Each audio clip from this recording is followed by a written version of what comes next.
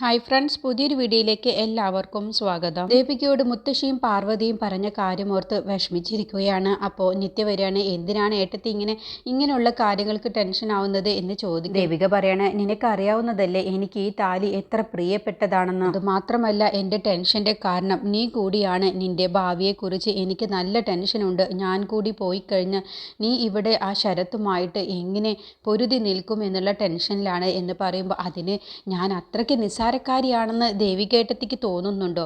എനിക്കറിയാം അവനെ എങ്ങനെ നിർത്തണം എന്നുള്ളത്. ആദ്യം അവനോട് ഞാൻ പറഞ്ഞിട്ടുള്ളത് മുത്തശ്ശിയുടെ പേരിലുള്ള ആ സ്ഥലം അത് തിരിച്ചെടുക്കാനാണ്. അത് തിരിച്ചെടുത്ത ഉടനെ തന്നെ പിന്നെ ഈ നിത്യ ആരാണെന്നുള്ളത് അവനറിയും. അവനെ ഈ വീട്ടിൽ നിന്നും അടിച്ചു പുറത്താക്കിയിരിക്കും. അതിനവൻ സമ്മതിക്കുമെന്ന് നിനക്ക് തോന്നുന്നുണ്ടോ? ചതിക്കപ്പെട്ടു എന്ന് അറിഞ്ഞു കഴിഞ്ഞാൽ അവൻ പിന്നെ എന്തും ചെയ്യാൻ മടിയുണ്ടാവില്ല. കൊല്ലാൻ പോലും അവൻ ഒരു മടിയും ഉണ്ടാവില്ല. ആ ഭീഷണിയെ നിനക്ക് ഒറ്റയ്ക്ക് നേരിടാൻ പറ്റുമോ എന്ന് ചോദിച്ചതോടുകൂടി പറ്റും, അങ്ങനെ പറ്റണം എനിക്ക്. എന്നെ ഓർത്ത് ഏട്ടത്തി ഒരിക്കലും വിഷമിക്കരുത്. എൻ്റെ കാര്യം നോക്കാൻ എനിക്കറിയാം.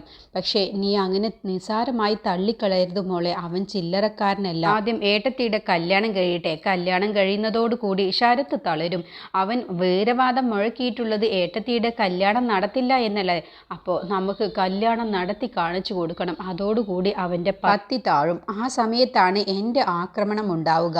പിന്നെ അവൻ്റെ പതനം പൂർത്തിയാവും. ഏട്ടത്തി ഒന്ന് സമാധാനപ്പെട്ടിരിക്കും. പിന്നീട് ജയശങ്കറും സ്വാമിയും കൂടി സംസാരിക്കുകയാണ്. അപ്പോൾ സിദ്ധുവിൻ്റെയും ദേവികയുടെയും കല്യാണത്തിന് പോകുന്നുണ്ടോ സാറ് എന്ന് ചോദിക്കുമ്പോൾ, എനിക്കിപ്പോൾ എന്തായാലും ആ കല്യാണത്തിന് വരാൻ കഴിയില്ല. അങ്ങനെയല്ല സാർ, സിദ്ധു സാറ് കാരണമാണ് നമുക്ക് ഈ വീട് തിരിച്ചു കിട്ടിയത്. അപ്പോൾ നമുക്ക് ഈ കല്യാണത്തിന് പോവേണ്ടതല്ലേ? അതൊക്കെ നീ പറഞ്ഞത് ശരി തന്നെയാണ്. പക്ഷേ എനിക്ക് എൻ്റെ ശരീരം കൊണ്ട് സുഖമില്ലാത്തത് കൊണ്ട് ഞാൻ എന്തായാലും കല്യാണത്തിനില്ല.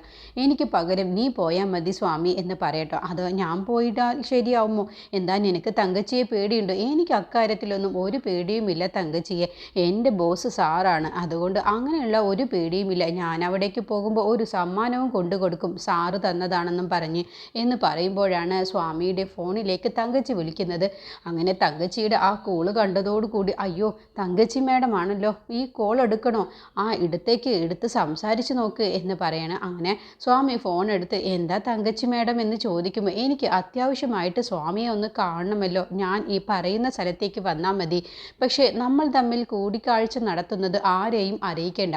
നീ എന്തായാലും നിൻ്റെ ജയശങ്കർ സാറിനെ അറിയിക്കും, പക്ഷേ വേറെ ആരും അറിയരുത് എന്നാണ് ഞാൻ പറഞ്ഞത് എന്ന് പറഞ്ഞ് ഫോൺ വെക്കാൻ കേട്ടോ. അങ്ങനെ ജയശങ്കർ പറയാണ്, നീ എന്തായാലും പോയി നോക്ക്, എന്താണ് തങ്കച്ചി പറയുന്നത് എന്ന് കേൾക്കാമല്ലോ എന്ന് പറഞ്ഞ് സ്വാമിയെ പറഞ്ഞു വിടുകയാണ്. അങ്ങനെ സ്വാമി തങ്കച്ചിയെ കാണാൻ വേണ്ടി പോവാട്ടോ. അപ്പോൾ നിരഞ്ജൻ സ്വാമിയെ നിരീക്ഷിക്കാൻ വേണ്ടി ഇരുട്ടിനെയും പരുന്തിനെയും ഏർപ്പാടാക്കിയിട്ടുണ്ട്. അപ്പോൾ സ്വാമി പോകുന്ന ആ സ്ഥലങ്ങളിലൊക്കെ അവർ രണ്ടുപേരും സ്വാമിയെ പിന്തുടർന്നുകൊണ്ട് പോകുന്നുണ്ട്. പിന്നീട് ദേവികയുടെ അടുത്തേക്ക് ശരത്ത് ചെല്ലാണ്. എന്നിട്ട് പറയണേ, എന്താണാവോ സ്വപ്നം കാണുകയാണോ? അതെ, എന്താ സ്വപ്നം എനിക്ക് കണ്ടൂടെ? നിനക്ക് മാത്രമാണോ കാണാൻ പാടൂ? അല്ല, സ്വപ്നം കണ്ടോ, അതൊന്നും എനിക്കൊരു കുഴപ്പവുമില്ല. പക്ഷേ സ്വപ്നം കണ്ടതൊന്നും നടക്കണമെന്നില്ല. കൂടുതൽ കണ്ടാലേ കൂടുതൽ വിഷമിക്കേണ്ടി വരും എന്ന് പറയുമ്പോൾ ദേവിക പറയാണ്, അതെന്താ നീ ഭീഷണിയാണോ? അല്ല, ഭീഷണിയല്ല, ഒരു മുന്നറിയിപ്പ് തന്നതാണ്. ആണോ? എങ്കിൽ നീ എന്ത് ചെയ്യും? നീ എന്താ എന്നെ കൊന്നു കളയുമോ? എങ്കിൽ നീ അതൊന്ന് ചെയ്ത് കാണിക്ക്. ഞാൻ നീ കൊല്ലുന്നത് കയ്യും കെട്ടി നിന്ന് തരാം. എന്താ നീ ഇതുവരെ മറ്റുള്ളവരോട് പറഞ്ഞ് ഭീഷണിപ്പെടുത്തിയതുപോലെയൊന്നും എന്നോട് ചെലവാവില്ല. ഞാൻ അങ്ങനെയൊന്നും നിന്റെ ഭീഷണിക്ക് മുന്നിൽ പേടിക്കുകയുമില്ല എന്ന് പറയുമ്പോൾ ശരത്ത് പറയാണ്, അങ്ങനെ നീ പേടിക്കാതിരിക്കൊന്നും വേണ്ട. നിന്റെ കഴുത്ത് പിടിച്ച് ശ്വാസം മുട്ടിച്ച് കൊല്ലാനൊക്കെ എനിക്കറിയാം. നിന്റെ അച്ഛൻ്റെയും അമ്മയുടെയും ആത്മാവ് വരെ നോക്കി നിന്ന് പോവുകയുള്ളൂ, അല്ലാതെ ഒന്നും സംഭവിക്കില്ല. നിന്റെ സുധിയേട്ടൻ പോയിടത്തേക്ക് നിന്നെയും പറഞ്ഞയക്കാൻ എനിക്കറിയാം എന്ന് പറയുമ്പോൾ ദേവിക വെല്ലുവിളിക്കാൻ, എങ്കിൽ നീ അത് ചെയ്ത് കാണിക്കടാ, എങ്കിൽ ഞാൻ നിന്നെ ആണാണെന്ന് പറയാം എന്ന് പറഞ്ഞതോടുകൂടി ശരത്തിൻ്റെ സ്വഭാവം അങ്ങ് മാറുകയാണ്. അങ്ങനെ ശരത്ത് ദേവികയുടെ കഴുത്തിന് പിടിച്ചങ്ങ് അമർത്തുകട്ടോ. അങ്ങനെ ദേവിക ശ്വാസം കിട്ടാതെ കിടന്ന് പെടയുകയാണ്.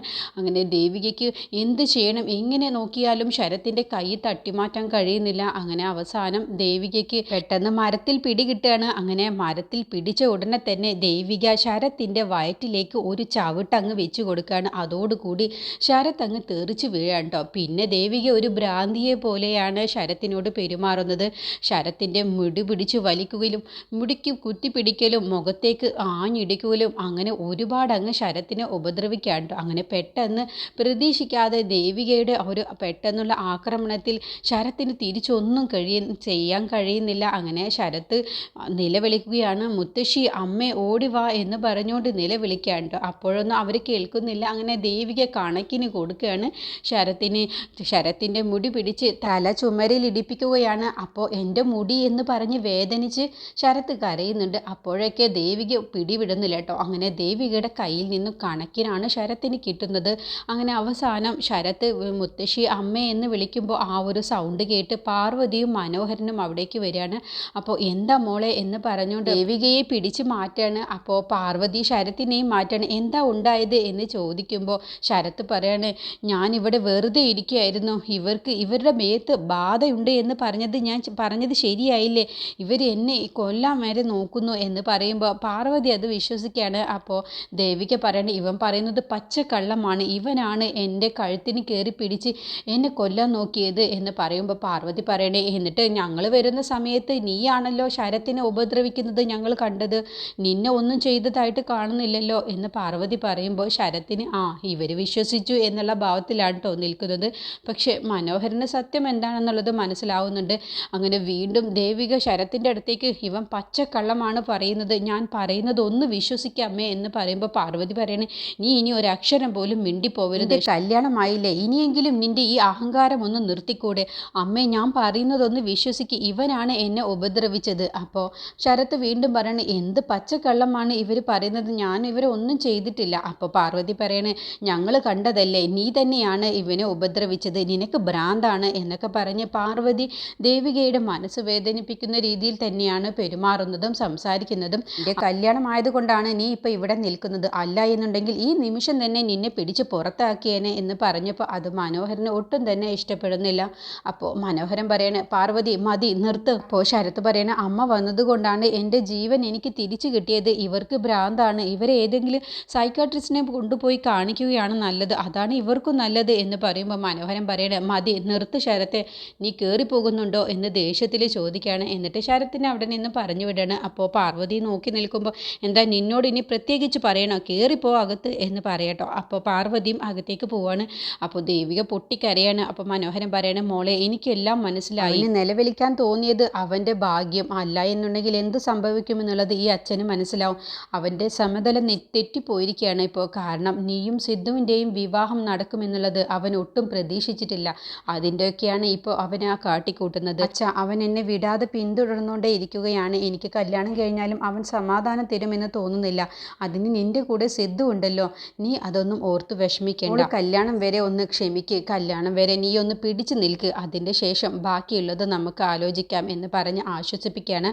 അപ്പോൾ ദേവിക അങ്ങ് പൊട്ടിക്കരയട്ടോ. അപ്പോൾ മനോഹരൻ, മോള് കരയരുത്, മോള് വിഷമിക്കരുത് എന്ന് പറഞ്ഞ് ദേവികയെ ആശ്വസിപ്പിക്കുകയാണ്. ഈ സമയം പകയോടുകൂടി ചന്ദ്രലേഖ ഒരിക്കലും സിദ്ധുവിൻ്റെയും ദേവികയുടെയും കല്യാണം നടക്കരുത് എന്ന് ചിന്തിച്ചുകൊണ്ടാണ് കേട്ടോ ചെസ്സ് കളിക്കുന്നത്. എന്നിട്ട് ചന്ദ്ര ഫോൺ എടുത്ത് നടേശൻ്റെ ഫോട്ടോയിൽ നോക്കിയിട്ട് പറയാണ്, അച്ഛ ഞാനിതിൽ തോൽക്കണോ അതോ ജയിക്കണോ, എനിക്ക് തോൽക്കാൻ മനസ്സില്ല, ഞാൻ എന്തായാലും ഇതിൽ ജയിച്ചിരിക്കും എന്ന് പറഞ്ഞ് ആ ചെസ്സൊക്കെ എടുത്ത് വലിച്ചെറിയുകയാണ്.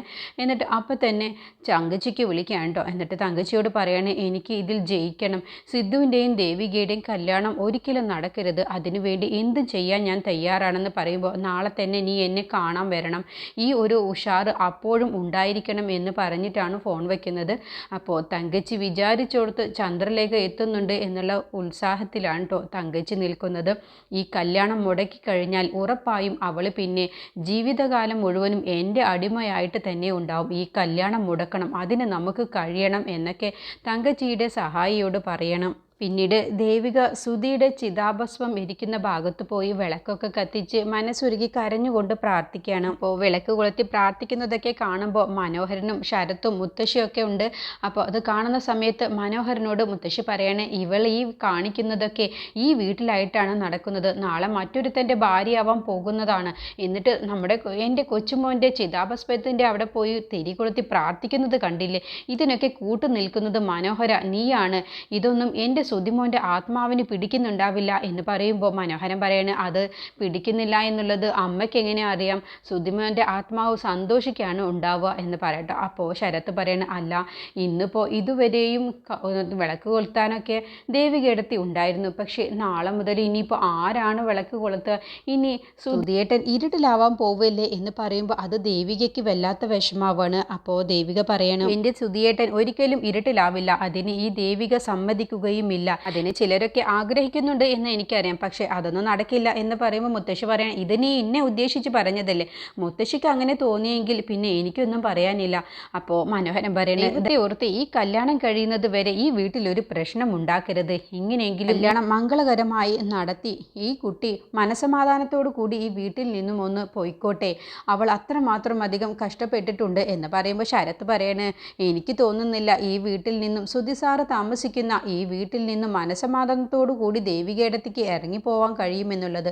അങ്ങനെ കഴിഞ്ഞിട്ടുണ്ടെങ്കിൽ അപ്പോൾ സുധിയേട്ടനോട് ഇവർക്ക് അത്രയ്ക്ക് ഇഷ്ടമില്ലായിരുന്നു എന്നാണ് മനസ്സിലാക്കേണ്ടത് എന്ന് പറഞ്ഞതോടുകൂടി ദേവികയ്ക്ക് വീണ്ടും ദേഷ്യം പിടിക്കുകയാണ്. അപ്പോൾ ദേവിക പറയണേ, എൻ്റെയും സുധിയേട്ടൻ്റെയും ഇഷ്ടത്തിൻ്റെ അളവൊന്നും നീ എടുക്കണ്ട, ഏതൊക്കെ സംസാരിച്ചാൽ നിനക്ക് നന്ന് എന്ന്. അതിന് ഞാനൊന്നും പറഞ്ഞില്ലല്ലോ, നിൻ്റെ ഉള്ളിലൊരിപ്പം എന്താണെന്നുള്ളതൊക്കെ എനിക്ക് നന്നായിട്ട് അറിയാം. നിൻ്റെ അഭ്യാസമൊന്നും എൻ്റെ മുന്നിൽ ഇറക്കേണ്ട. ദായിരിക്കുന്ന കലശമുണ്ടല്ലോ, അതുപോലത്തെ ഒരു കലശം എൻ്റെ മനസ്സിലുണ്ട്, അതിൻ്റെ മുന്നിൽ ഒരു തിരിയും കൊളുത്തിയിട്ടുണ്ട്, അത് കെടാ വിളക്കാണ്. ആര് കെടുത്തിയാലും കെടാത്ത വിളക്കാണ്, അതുകൊണ്ട് സുധിയേട്ടൻ ഇരുട്ടിലാവുമെന്നുള്ളതൊന്നും ആരും വിഷമിക്കേണ്ട എന്നും പറഞ്ഞ് ശരത്തിൻ്റെ ദേഷ്യത്തിൽ നോക്കിയിട്ടാണ് ദേവിക പോകുന്നത്. അങ്ങനെ ദേവിക നേരെ പാർവതിയുടെ അടുത്തേക്ക് ചെല്ലാണ്. അപ്പോൾ പാർവതി അടുക്കളയിൽ ജോലി ചെയ്തുകൊണ്ടിരിക്കുകയാണ്. അപ്പോൾ ദേവിക ചോദിക്കുകയാണ്, അമ്മേ ഞാൻ എന്തെങ്കിലും സഹായിക്കണോ എന്ന് ചോദിക്കുമ്പോൾ, വേണ്ട, എനിക്ക് ചെയ്യാവുന്നതേ ഉള്ളൂ. ഞാൻ അമ്മയെ അറിഞ്ഞുകൊണ്ട് അറിയാതെ എന്തെങ്കിലും തരത്തിൽ വിഷമിപ്പിച്ചിട്ടുണ്ടെങ്കിൽ അമ്മ എന്നോട് ക്ഷമിക്കണം എന്ന് പറയുമ്പോൾ പാർവതിക്ക് അത് വിഷമാവുന്നുണ്ട്. അപ്പോൾ പാർവതി പറയാണ്, അത് ഞാനല്ലേ നിന്നോട് പറയേണ്ടത്, ആവശ്യത്തിനും ആവശ്യമില്ലാതെയും ഞാൻ നിന്നെ ഒരുപാട് വഴക്ക് പറഞ്ഞിട്ടുണ്ട് മോളെ, നീ എവിടെ പോയാലും നിനക്ക് നല്ലത് മാത്രമേ ഉണ്ടാവൂ. കാണുമ്പോഴൊക്കെ എൻ്റെ സുധിമോനെ എനിക്ക് ഓർമ്മ വരും, സങ്കടവും ദേഷ്യവും ഒക്കെ ഒരുമിച്ച് വരും, നീ അതൊന്നും മനസ്സിൽ വെച്ചേക്കരുത്, എവിടെ ചെന്നാലും നീ സുഖമായിട്ടിരിക്കും, നിനക്ക് സന്തോഷവും സമാധാനവും ഉണ്ടാവും എന്നൊക്കെ പറയുമ്പോൾ ദേവികയ്ക്ക് അത് കേൾക്കുമ്പോൾ ഒരുപാട് സന്തോഷമാവാൻ കേട്ടോ. ദേവിക സന്തോഷക്കണ്ണീരോടെ പറയാണ്, എനിക്കറിയാം അമ്മേ, അമ്മ ഇല്ലാത്ത കുട്ടിയല്ലേ ഞാൻ, അമ്മ എനിക്ക് എൻ്റെ സ്വന്തം അമ്മ തന്നെയായിരുന്നു, അമ്മ എന്നെ എന്ത് പറയുമ്പോഴും എനിക്കൊന്നും തോന്നാറില്ല, സത്യത്തിൽ ഞാൻ ഇങ്ങനെ ഒരു വിവാഹം കഴിച്ചു പോകുമെന്ന് ഞാൻ ആഗ്രഹിച്ചിരുന്നില്ല, ഇപ്പോൾ ഞാൻ പോലും അറിയാതെയാണ് ഈ കല്യാണം നടക്കാൻ പോകുന്നത്. അപ്പോൾ പാർവതി പറയണേ, കല്യാണം കഴിക്കാതെ വീട്ടിൽ നിൽക്കുന്ന മക്കളുണ്ടെങ്കിൽ അത് മാതാപിതാക്കൾക്ക് നല്ല വിഷമം തന്നെയാണ്. എൻ്റെ ഈ കല്യാണം നടക്കുന്നത് കൊണ്ട് ഏറ്റവും കൂടുതൽ സന്തോഷിക്കുന്നത് ഞാൻ തന്നെയാണ്, നിറഞ്ഞ മനസ്സോടെയാണ് ഞാൻ പറയുന്നത്, നീ എവിടെ പോയാലും എനിക്ക് സന്തോഷവും സമാധാനവുമാണ് ഉണ്ടാവുകയുള്ളൂ. അതൊക്കെ കേൾക്കുമ്പോൾ ദേവികയ്ക്ക് ഒരുപാട് സന്തോഷമാവാണ്. അങ്ങനെ പാർവതിയുടെ ഉള്ളിലുള്ള ആ രഹസ്യങ്ങളാണ് ദേവികയുടെ മുന്നിലങ്ങ് പറഞ്ഞു പോകുന്നത്.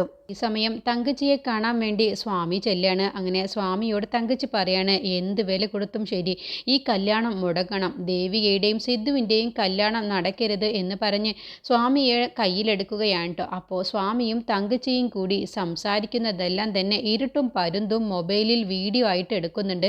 അപ്പോൾ അപ്പച്ചിയാണെങ്കിലോ നിരഞ്ജനോടും അക്ഷരയോടും പറയണം, ആ തങ്കച്ചി നിങ്ങളെ വെല്ലുവിളിച്ചിരുന്നില്ലേ, നിങ്ങൾക്കാണ് ഒരു ബോംബ് ഇട്ടിട്ടുള്ളത്, അത് നിങ്ങൾ പോലും പ്രതീക്ഷിക്കാത്ത ബോംബാണെന്നൊക്കെ പറഞ്ഞില്ലേ, അപ്പോൾ നിങ്ങളെ ഉദ്ദേശിച്ചിട്ട് തന്നെയാണ്, നിങ്ങളുടെ എന്തോ ഒരു രഹസ്യമാണ് തങ്കച്ചി പൊട്ടിക്കാൻ പോകുന്നത്, അപ്പോൾ അത് നിങ്ങളെ ബാധിക്കുക തന്നെ ചെയ്യുമെന്ന് പറയുമ്പോൾ നിരഞ്ജനും അക്ഷരയും, അത് ഇക്കാര്യമാവുമോ, ഇനിയിപ്പോൾ തങ്കച്ചി സുധിയുടെ മരണത്തിൻ്റെ പിന്നിൽ സുധിയെ ആക്സിഡൻ്റ് ആക്കിയത് ഞങ്ങളാണ് എന്നുള്ളത് ദേവികയെ അറിയിക്കാനാണോ എന്നുള്ള ആ ഒരു പേടിയോട് കൂടിയിട്ടാണ് അവർ ചിന്തിച്ചു നിൽക്കുന്നത്. അപ്പോഴാണ് നിരഞ്ജനെ ഇരുട്ടും പരുന്തും വിളിച്ച് തങ്കച്ചിയും സ്വാമിയും സംസാരിച്ച വീഡിയോയുമായിട്ട് അവരുടെ അടുത്തേക്ക് വരുന്നത്. അതോടുകൂടി ഇതിൻ്റെ പിറകിൽ ഇത് തന്നെയായിരിക്കും എന്നുള്ള കാര്യം മനസ്സിലാവാണ്. അപ്പോൾ സ്വാമിയെ കരുവാക്കിയാണ് സിദ്ധുവിൻ്റെയും ദേവികയുടെയും കല്യാണം മുടക്കാൻ തങ്കച്ചി പ്ലാൻ ചെയ്യുന്നത് എന്ന് മനസ്സിലാവാണ്.